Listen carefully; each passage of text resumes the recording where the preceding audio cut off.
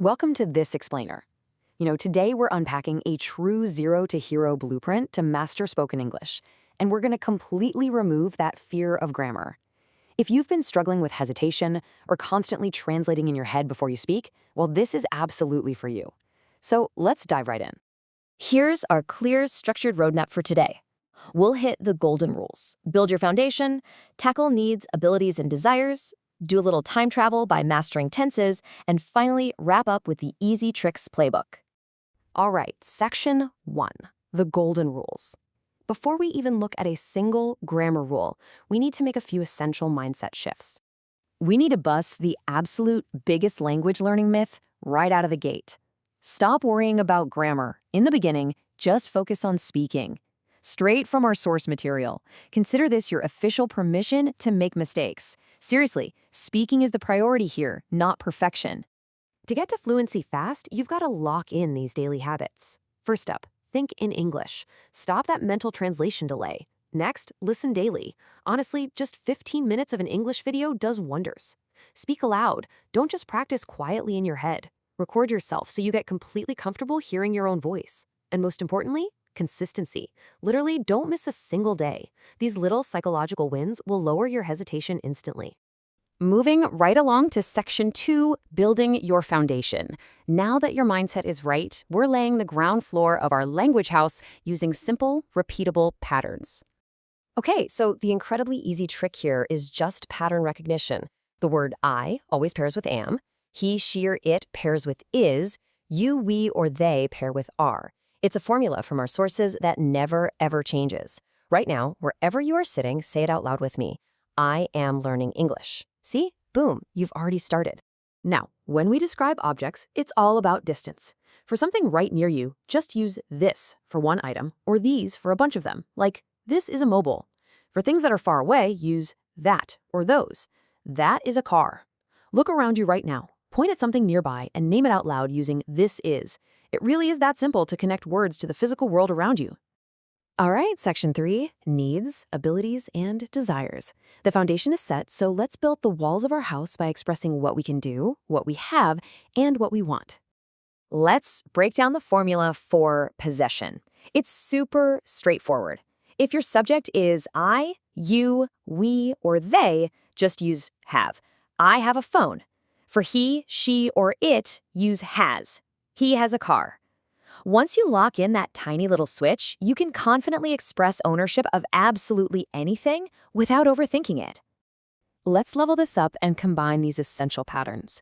To express something you have the ability to do, use can. I can speak English. For desire, use want to. I want to learn English. And for an obligation, something you simply gotta do, use have to. I have to go to work. Go ahead, repeat these empowering phrases out loud. I can speak English. You are taking control of your conversations. Well, let me ask you a question directly. What did you do yesterday? Think about it for just a second. Notice what we just did. With that one simple question, we smoothly transitioned right out of the present moment and into thinking about the past. Which perfectly cues up Section 4, time travel, mastering tenses. Look, we are not going to treat tenses as a list of scary, complicated roles. Instead, think of them as your personal tool for time travel. Imagine your daily habits just stretched across a timeline. These are your basic indefinite tenses. In the past, you'd say, I woke up early. In the present, I wake up early. And in the future, I will wake up early. Look at the simple shifts in the verb. It's really just a matter of dropping your daily habit onto the right spot on the timeline. Now, when we talk about continuous tenses, our source gives us a fantastic, easy trick. Continuous always means an action is actively happening in that exact moment. Past, I was reading yesterday. Present, I am studying now. Future, I will be traveling tomorrow. The action is in motion, which is why we slap that ing right at the end of the verb. So if continuous means an action is in motion, perfect just means the action is completely 100% finished at a specific point in time. Past perfect, I had eaten food. Present perfect, I have eaten food. Future perfect, I will have finished. The task is done, dusted, and securely locked into the timeline. All right, home stretch. Section 5, the Easy Tricks Playbook. Let's rely on the playbook from our sources to quickly clear up the most common stumbling blocks that trip people up. Okay, here is an incredibly common past tense mistake. He did not read it. No way, that is completely incorrect.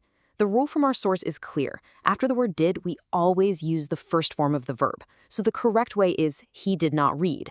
Once you use the word did, the past tense job is already done for you. You don't need to double up. Another frequent error you'll hear is I does not go. Remember the ground floor foundation we built earlier? The word I always pairs with do. So the correct phrasing is I do not go.